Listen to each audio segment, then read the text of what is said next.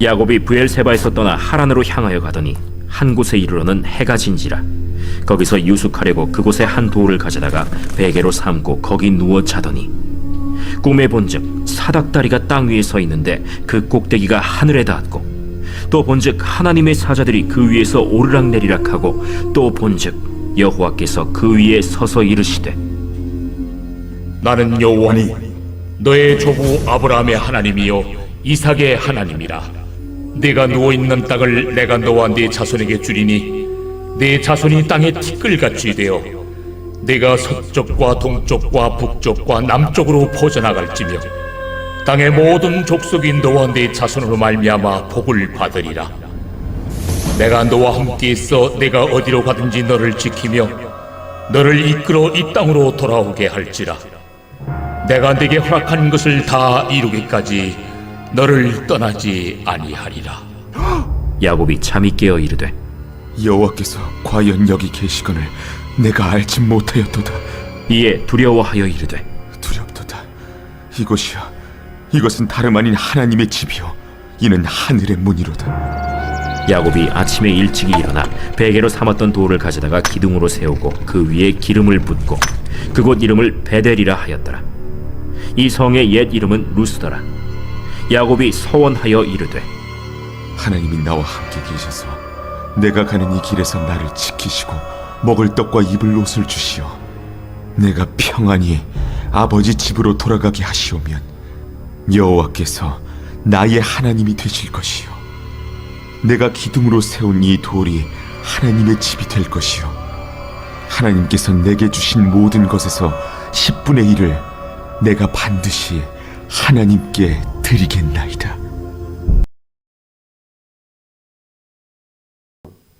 하나님의 백성 선민은요, 주님을 위해 살아가는 삶이 돼야 됩니다.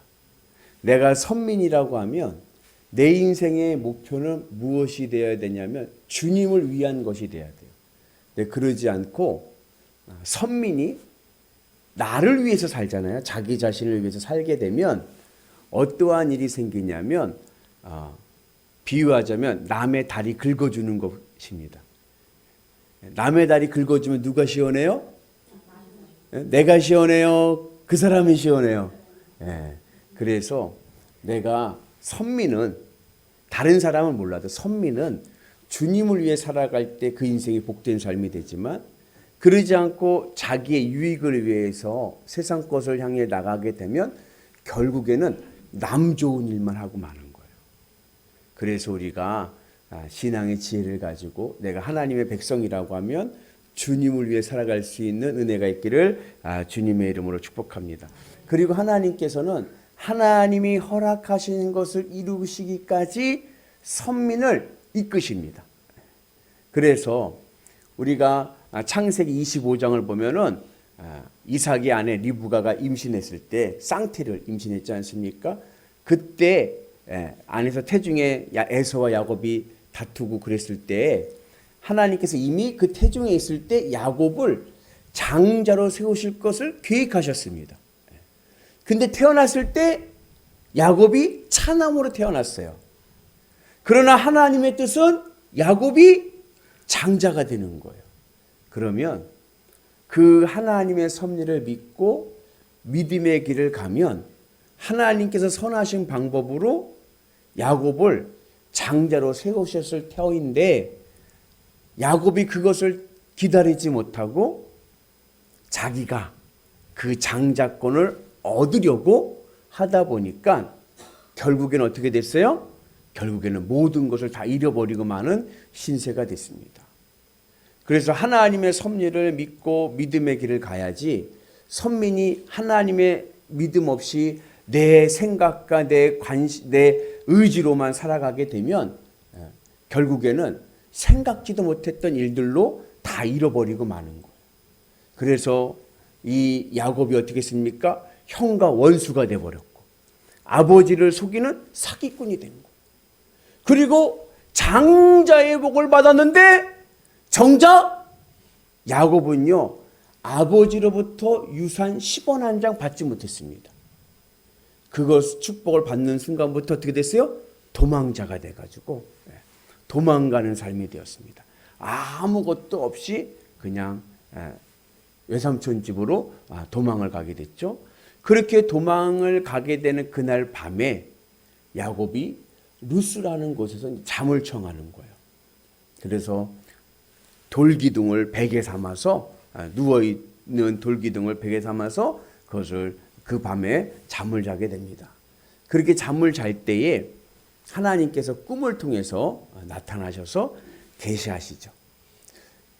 그 어떤 분들 중에 꿈이 잘 맞는다는 분이 있어요. 여러분들 가운데도 있으신가요? 꿈을 꾸면 그 꿈이 잘 맞는다. 꿈은요, 참 신비로운 거예요. 꿈은 영적인 사건이기도 하고 또 우리의 삶 속에서 또 필요한 장치이기도 합니다. 그래서 의사들은 꿈을 어떻게 이해하냐면은 과거에 대한 반향입니다. 그러니까 여러분들 오늘 하루 사실 때 스트레스 받고 막 그러잖아요. 근데 그 스트레스 받은 걸 내가 다 간직하고 살면요, 못 살아요. 풀어야지. 그죠? 네. 그래서 꿈이 어떠한 장치가 있느냐? 의학적으로 의사들이 얘기하는 거는 꿈은 내면적인 무의식 속에서 내가 의식 세계에서 얻은 스트레스를 풀어주는 하나의 장치입니다. 그런데 꼭 그런 것만 같지는 않아요. 또 무속 하시는 분들은 꿈은 뭐예요? 꿈은 예지의 성격이 있습니다. 미래에 대한, 일에 대한. 그래서 그 복권 사시는 분들, 로또에 1등 당첨된 분들의 설문해 봤더니 한 70%는 좋은 꿈 꿔서 됐다는 거예요. 사가지고 1등이 됐다는 거예요. 그 꿈들 중에 1등 된 사람들의 꿈 중에 제일 많이 꾼 꿈이 무슨 꿈인지 아세요? 돼지 꿈입니다. 그러니까 그런 거 보면은 꿈이 단순히 과거에 대한 일만이 아니라 미래에 대한 예지적인 성격이 있는 것도 있어요. 그래서 성경에서는 꿈이 어떠한 의미가 있냐면 성경에서는 하나님의 계시를 알려주는 장치입니다. 그러니까는 하나님께서 우리에게 환상 가운데서도 말씀하시기도 하고 기도하는 가운데 말씀하시기도 하지만 또 꿈을 통해서 하나님의 뜻을 계시하십니다. 오늘 이 야곱의 꿈은 하나님의 계시의 사건입니다. 하나님께서 선택하신 백성 야곱을 하나님께서 어떻게 하신다고요? 내가 허락한 일들을 이룰 때까지 내가 너와 함께 하겠다. 오늘 여러분들에게도 이 은혜가 있기를 주의 이름으로 축복합니다. 그래서 하나님의 사람은 하나님이 허락하시는 일을 이루시기까지 하나님께서 강권적으로 역사하시는 거예요. 그래서 요나처럼 하나님의 뜻이 마음에 안 들어서 도망을 갔더니 어떻게 하나님이 데려다가 물고기 뱃속으로 해가지고 가다가 딱 니느웨에 데려놓잖아요. 그래서 우리가 하나님의 사람이라고 하면 내 생각 내려놓고 주님을 위해 살아갈 때 우리의 삶이 복된 삶이 될 줄로 믿습니다. 그러지 않고 내가 하나님의 백성인데 하나님을 위해 살지 않고 내 이익을 위해서 살고 내 마음대로 살게 되면 결국은 누구만 좋은 일 시킨다? 남 좋은 일만 시키는 거예요. 왜냐하면 이 세상 것이 내 것이 아니기 때문에 그래요. 진정으로 내 것은 주님입니다. 하나님밖에 없는 거예요. 진짜 내 것은 언제 합니까? 내가 죽음의 터널을 지날 때 하는 거예요. 여러분 죽음을 지날 때 끝까지 나와 같이 함께 가져갈 수 있는 것이 무엇이 있습니까? 아무것도 없어요. 돈이요? 죽는 순간부터 내려놔야 돼요. 이 세상 것들은 죽음이란 터널을 지나갈 때 다 내려놔야 되지만 오직 그 죽음의 터널을 지날 때 나와 함께하는 이는 하나님밖에 없는 거예요. 그래서 뭐라 그랬어요? 사망의 음침한 골짜기를 걸릴지라도 내가 해를 두려워하지 아니하면 주께서 나와 함께 하십니다. 우리가 주님의 은혜 안에 있는 역사가 있기를 주의 이름으로 축복합니다. 그래서 오늘 우리는 하나님의 선하신 뜻을 믿고 하나님의 길을 가는 은혜가 있기를 축복합니다. 내가 열심을 다해서 내가 최선을 다해서 세상에 뭘 얻으면 내가 그걸로 행복할 것 같지만 아니요. 엉뚱한 사람 좋은 일 시킬 수도 있습니다. 그래서 여러분 늘 믿음의 은혜 안에서 내가 선민이라면, 내가 하나님의 사람이라고 하면 우리가 주님을 위해서 살아가는 은혜가 있기를 축복합니다. 그리고 내가 가져야 될 진짜 내 것은 하나님밖에 없는 거예요. 주님과 함께 할 때 주님께서 내 인생을 이끌어 주시고 하나님이 허락하신 일을 이루게 하실 줄로 믿습니다. 그리고 그러한 삶을 살아갈 때 내 삶의 하늘의 복으로 행복한 역사가 일어날 줄로 믿습니다. 그래서 바라기는 여러분들이 인생 행복하기를 원하십니까? 주님을 가져야 돼요. 그리고 하나님께서 오늘 만나는 비결을 하나 가르쳐 주셨는데 그것은 뭐냐면 야곱이 아무것도 없는 도망자 신세가 됐을 때 하나님이 만나 주십니다.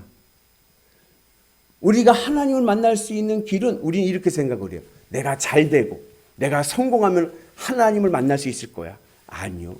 내가 잘 되고 내가 성공하면요 세상이 나를 부릅니다. 언제 하나님 나를 찾아오시느냐? 내 마음이 아무것도 없을 때, 내 마음에 의지할 것이 없을 때 주님이 나를 찾아와 주셔서 나를 만나 주시고 나에게 하나님의 비전을 허락하실 줄로 믿습니다. 그래서 야곱이 아무것도 없는 그런 재료가 되니까 주님이 만나 주시고 주님의 비전을 주시고 주님과 함께하는 믿음의 사람이 된 줄로 믿습니다.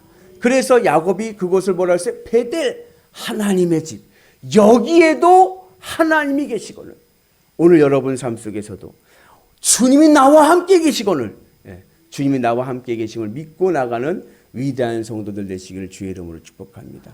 그리고 또 한 가지, 오늘 이 야곱이 뭘 베고 잤어요?